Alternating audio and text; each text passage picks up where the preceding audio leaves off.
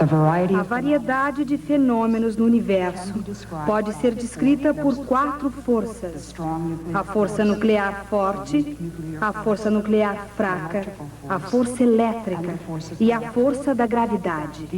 Essas são as forças fundamentais da natureza.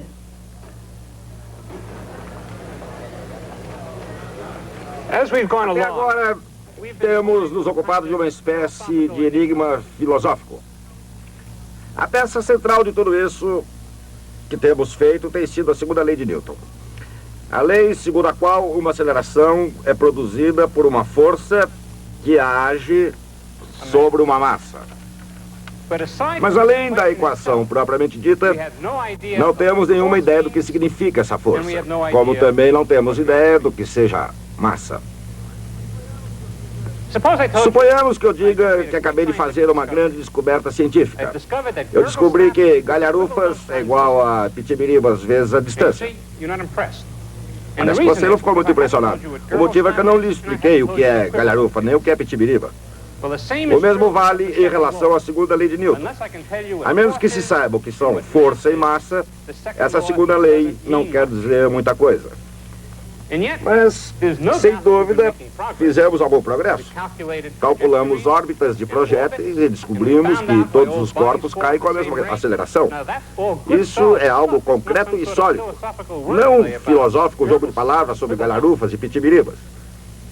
Como fizemos isso? Nós simplesmente fizemos. Introduzimos uma outra ideia teórica, a lei da gravidade. A lei da gravidade é uma descrição explicitamente clara e independente de um tipo de força. Todo o sucesso por nós obtido não foi consequência apenas da segunda lei, mas da introdução da lei da gravidade na segunda lei. Isso nos leva a uma pergunta óbvia. Quais são as outras forças? Quais as forças fundamentais da natureza? Essa é a questão que vamos discutir hoje. Instituto Tecnológico da Califórnia, Caltech, em Pasadena.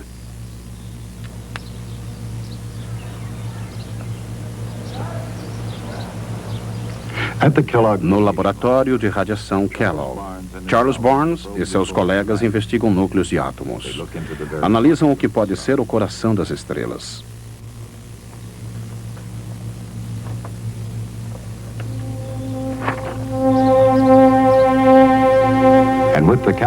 E com os aceleradores de Caltech observam as forças fundamentais da natureza.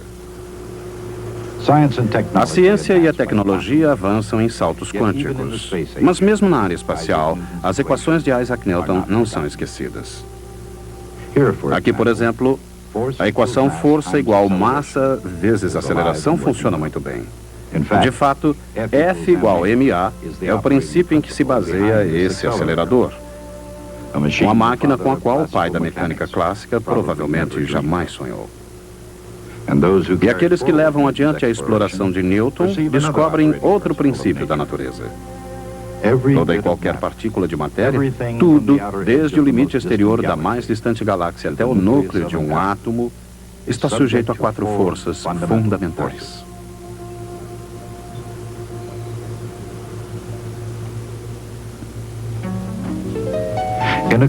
No complicado mundo em que vivemos existem, ou parecem existir, muitas forças diferentes em ação. No entanto, os cientistas procuraram reduzir todas essas forças a uma única, ou no máximo a umas poucas forças. 2 das forças fundamentais agem só no núcleo do átomo. Uma terceira não conhece limites no cosmos. E a quarta mantém unida toda a matéria. As forças fundamentais do núcleo atômico são a força nuclear forte e a força nuclear fraca. A força forte une os prótons e nêutrons nos núcleos. É tão poderosa que pode superar a repulsão natural dos prótons.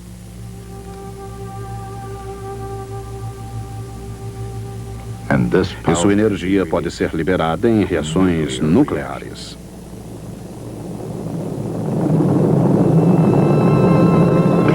Indiretamente, a força nuclear forte gera energia nas profundezas do Sol e também das outras estrelas. Mas, embora assim poderosa, o seu alcance não ultrapassa 1/1000º da milionésima parte de 1 centímetro. A força fraca, a outra força fundamental, no interior do núcleo atômico, provoca efeitos que não poderiam absolutamente ser considerados fracos. Embora seus efeitos sejam sutis, eles são bastante perceptíveis na morte violenta de estrelas, por exemplo, ou no decaimento de isótopos radioativos, que é uma volta à alquimia, transformando urânio em chumbo. Cada vez mais, os cientistas estão descobrindo de que maneira as forças nucleares unem o passado, o presente e o futuro do universo. Embora já se saiba muita coisa sobre a força nuclear forte e a força nuclear fraca, elas permanecem de certa forma misteriosas. Escondidas do nosso dia a dia dentro do núcleo atômico, elas permanecem como um dos mais profundos segredos da natureza. As duas outras forças fundamentais, igualmente extraordinárias e inacreditavelmente poderosas, parecem menos clandestinas na natureza. Elas podem ser observadas mais de perto. A força fundamental mais familiar é a gravidade. Até mesmo numa cozinha, a força da gravidade acelera uma massa. Ela é mais antiga do que a galinha e o ovo. Mas antes da lei de Newton, ninguém sabia muita coisa sobre a gravidade. Sabiam, por exemplo, que fazia com que as coisas caíssem. Mas não sabiam que a gravidade também fazia a Lua cair, nem que a gravidade, antes de mais nada, é uma força fundamental do universo. Uma força fundamental e uma força atrativa. Como uma força de atração, a gravidade pode ser descrita em termos populares. A gravidade não apenas está presente em toda a extensão do universo, como exerce considerável influência sobre tudo que está sob a Lua. Mais ainda, a gravidade está relacionada a tudo e a todos. De alguma maneira, a gravidade atinge e dá as mãos a tudo no universo. Com sua lei da gravitação universal, Isaac Newton explicou como e o porquê da gravidade no universo. Como ela atrai os objetos para a Terra e, ao mesmo tempo, por que alguns objetos como a Lua permanecem no céu. Ele explicou a gravidade em termos de força. Embora a força seja medida por uma unidade chamada Newton, uma homenagem bem merecida, outro inglês também merece créditos por empurrar a ciência para mais perto da Lua. Seu nome é Henry Cavendish. Ele indiretamente pesou a Terra e também isolou um gás hoje conhecido como hidrogênio. Cavendish era tão retraído quanto brilhante. A maior parte da sua obra só foi publicada quase um século após a sua morte. Mas no seu jeito tranquilo, ele pesou a Terra em 1798. Para obter o peso da Terra, ele mediu a constante G da lei da gravitação universal de Newton. Força é igual a massa vezes a aceleração, expressa em quilogramas vezes metro por segundo ao quadrado, ou newtons. A partir da aceleração de um corpo em queda e da lei da gravidade de Newton, Cavendish já sabia a massa da Terra vezes G. Para isolar a massa da gravidade, ele precisava medir o valor de G. Isso podia ser feito determinando-se a força entre duas massas conhecidas, separadas por uma distância conhecida. Era preciso fazer isso com muito cuidado, pois a força gravitacional entre massas de tamanho familiar é muito pequena. Uma barra suspensa por uma corda de fibra sustenta uma massa em cada extremidade. Duas massas maiores são aproximadas. A força gravitacional entre essas massas faz com que a barra mude de direção. Medindo o valor desse deslocamento e conhecendo a rigidez, a torção da fibra, ele pode calcular a força de atração. Deslocando as massas, a barra gira na direção oposta. Isso é para corrigir assimetrias na experiência. Com essa delicada experiência e com muito cuidado, Cavendish mediu a constante gravitacional e assim, diretamente, pesou a Terra. Pesar a Terra foi um feito notável, mas não exatamente surpreendente.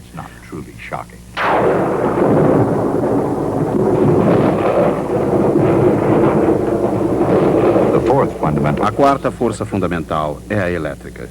A eletricidade parece o paradoxo das forças. Num instante é algo excitante, até mesmo amedrontador com sua intensidade. No outro, tão prosaica quanto uma torradeira. Às claras, a eletricidade é tão comum quanto o pão branco. Mas nas trevas, ela desperta muitas fantasias, algumas mortais, outras místicas, todas de alguma forma associadas à cultura ocidental. Nenhuma imagem atinge mais um americano do que esse habitante de Filadélfia produzindo energia com uma pipa. Considerando-se seus efeitos inigualáveis, redator e escritor, inventor, político, agente postal e estadista, filósofo, a argúcia e a sabedoria de sua época, por que será que essa sua imagem é a mais popular até os nossos dias? Porque Benjamin Franklin foi o primeiro e mais destacado cientista da jovem América.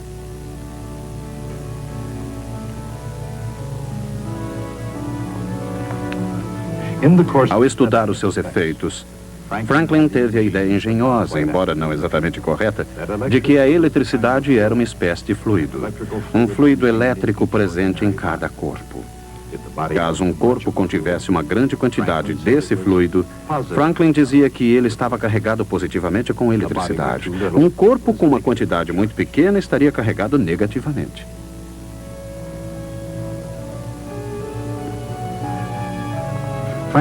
Os termos de Franklin, carga positiva e carga negativa, permanecem vivos no vocabulário da eletricidade.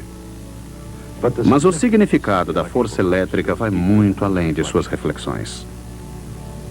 Em seu nível mais fundamental, a eletricidade é a força entre as cargas positivas e negativas. Ela une tudo que existe no universo, desde a sopa às castanhas, a pia da cozinha, inclusive. Com isso, inclui os seres humanos.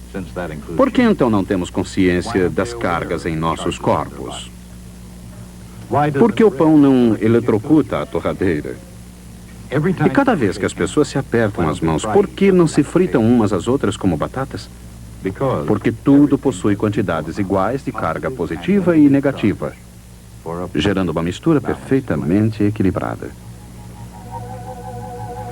Assim, como toda matéria neutra, consistindo de cargas positivas e negativas eletricamente equilibradas, toda matéria é composta de átomos.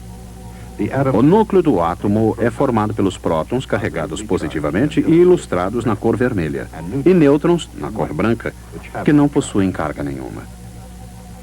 Carregados negativamente, os elétrons, representados em verde, orbitam em torno do núcleo.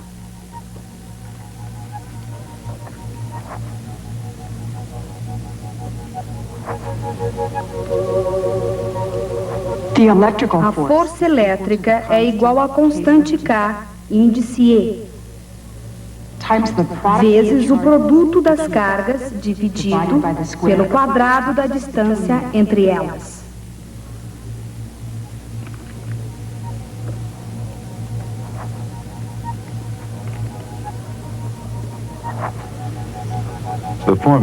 A fórmula da força elétrica apresenta uma notável semelhança com a fórmula da força gravitacional. A força gravitacional mantém os 9 planetas em órbita em torno do Sol.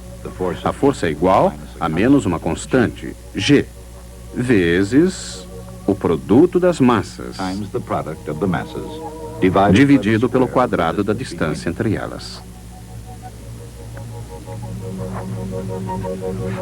As naturezas da massa e da carga são, em sua maior parte, ainda desconhecidas. Mas, obviamente, a massa é algo que se aplica à gravidade, enquanto carga é algo que se aplica à eletricidade. Como a massa é sempre positiva, a gravidade sempre atrai. A carga, no entanto, pode ser positiva ou negativa. Uma carga positiva e uma negativa vão se atrair. Cargas positivas irão se repelir. O mesmo acontecendo a duas cargas negativas. Por outro lado, como suas fórmulas revelam de maneira simbólica, a gravidade e a eletricidade são de tal forma semelhantes que um átomo, guardadas as escalas, pode parecer um pequeno sistema solar. Quando os cientistas descobriram que duas das 4 forças fundamentais da natureza são quase idênticas, surgiu uma questão lógica. Poderia haver uma única força que explicasse sozinha a natureza fundamental de tudo o que existe no universo?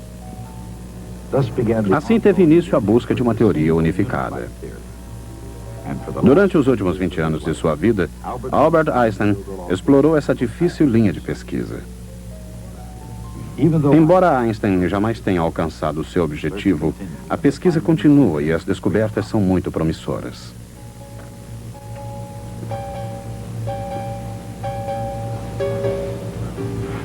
Encontrados nos escombros de colisões nucleares, esses fragmentos sugerem uma conexão profunda e subjacente entre a força elétrica e a força nuclear fraca. Fora do âmbito da pesquisa científica, no entanto, o mundo do senso comum continua sendo governado pela gravidade e pela eletricidade. Gravidade é a força que faz com que alguns objetos caiam e mantém outros girando.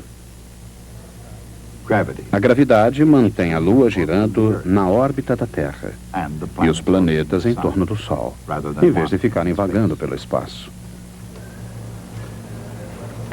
A eletricidade, assim como a gravidade mantém os planetas em seu curso, a eletricidade mantém os átomos e moléculas de líquidos e sólidos que formam tudo, desde os mais complexos organismos ao simples sal de cozinha. Embora a matéria comum seja eletricamente neutra, os átomos no seu interior podem estar carregados tanto negativa quanto positivamente. O sal ilustra como essas cargas podem manter a matéria unida. Os cristais do sal são unidos pela força elétrica entre o sódio, positivamente carregado, e os íons de cloro, negativamente carregados. A eletricidade, nas mais diversas formas, é uma força fundamental que constantemente se faz notar.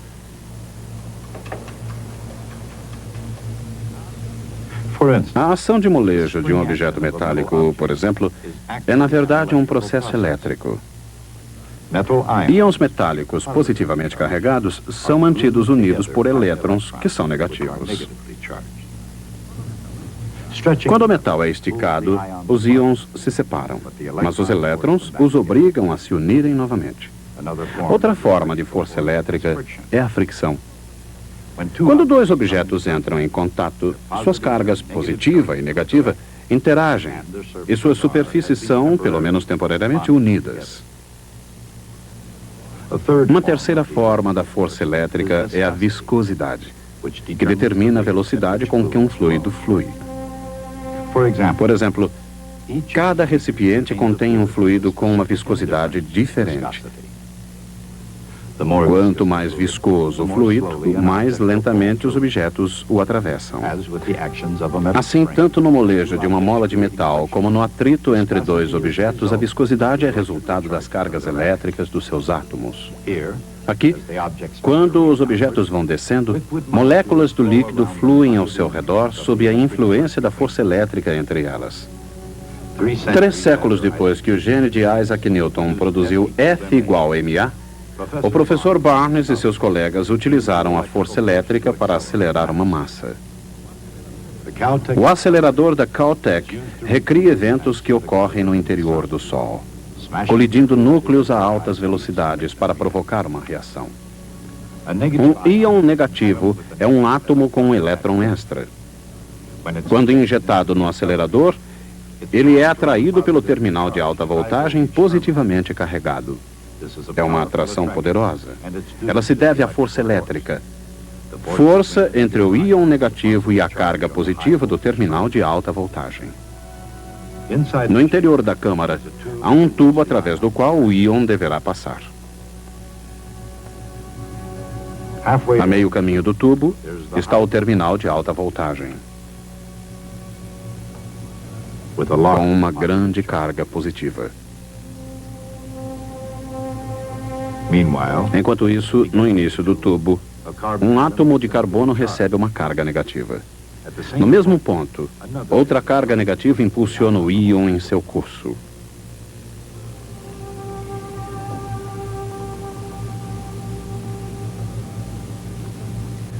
Um campo magnético orienta o íon nas curvas.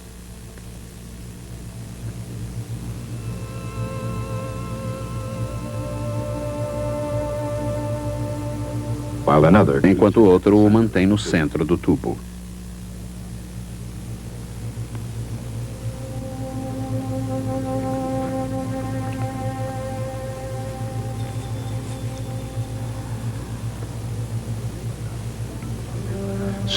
Vendo a carga positiva à sua frente, o íon sente-se atraído e acelera. Na região mais positiva, moléculas de gás aguardam. O íon atinge inevitavelmente uma molécula e a colisão liberta alguns elétrons. Agora, a carga do íon se torna positiva. O íon sente um tremendo impulso para escapar e é o que ele faz o mais rapidamente possível. Não apenas com rapidez, mas com uma potência incrível. De fato, dentro desse acelerador, o íon atinge energias ainda maiores do que aquelas do centro do Sol. Como isso é possível? Porque os cientistas usam a mesma voltagem duas vezes. Primeiro, ela foi usada com íons negativos, sendo acelerados em direção ao terminal de alta voltagem. A voltagem foi utilizada uma segunda vez com íons positivos acelerados em direção ao potencial inicial. A ideia de usar a mesma alta voltagem duas vezes não tem similar na natureza. No entanto, funcionando muito bem, segundo as leis da física, esse acelerador torna perfeitamente legítima a dupla utilização da mesma voltagem.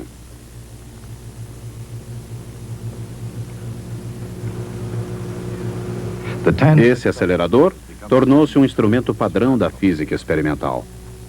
Essa experiência, por exemplo, é uma tentativa de se descobrir com que rapidez os núcleos de carbono se fundem com os núcleos de hélio, produzindo o oxigênio. Os íons de carbono são impulsionados em direção ao hélio. Essa reação nuclear determina as quantidades relativas de carbono e oxigênio, um passo crucial na evolução das estrelas. Com esses passos, os físicos simulam não apenas as estrelas, mas obtêm um maior conhecimento do universo como um todo. Sucesso? Sim, no sentido relativo, de um passo de cada vez que caracteriza a física experimental. É o próximo passo em direção às estrelas, e certamente não o último. Os cientistas continuarão investigando os segredos das estrelas e eles descobrirão os mistérios do cosmos, porque sabem o que Isaac Newton foi o primeiro a compreender. As forças fundamentais da natureza são as mesmas para toda a matéria do universo.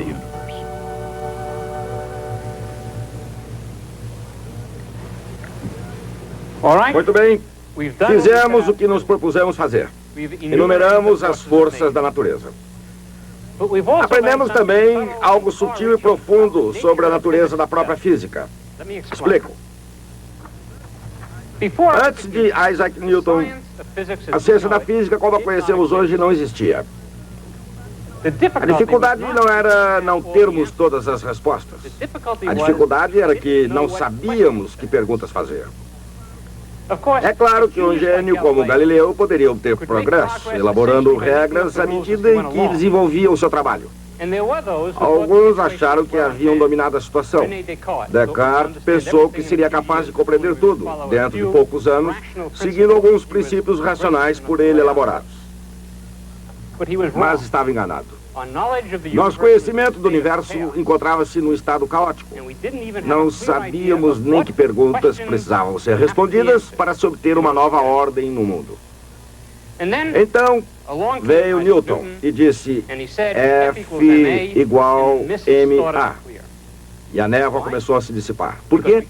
Porque podemos calcular as acelerações? Não, não é bem isso. O importante está no cerne daquele enigma que discutimos antes. Se essa equação é a chave para a compreensão do universo, devemos saber que forças existem e devemos saber o que é a matéria. Ordenando as perguntas, as questões são: quais as forças fundamentais da natureza? E quais as partes integrantes da matéria? Essas são as questões que a lei de Newton nos traz à mente. Elas constituem até hoje os problemas centrais de toda a física. Discutiremos esses problemas na próxima vez.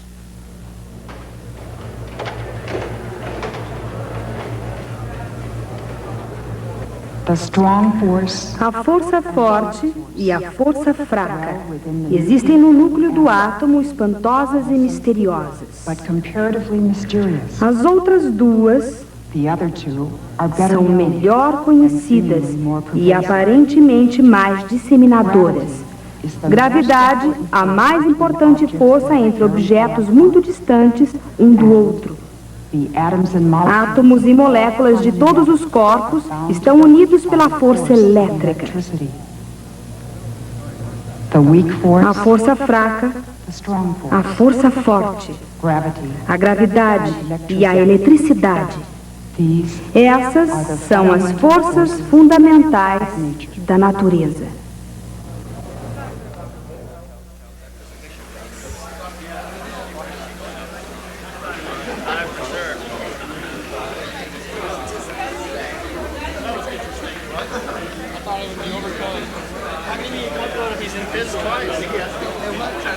I just keep confused.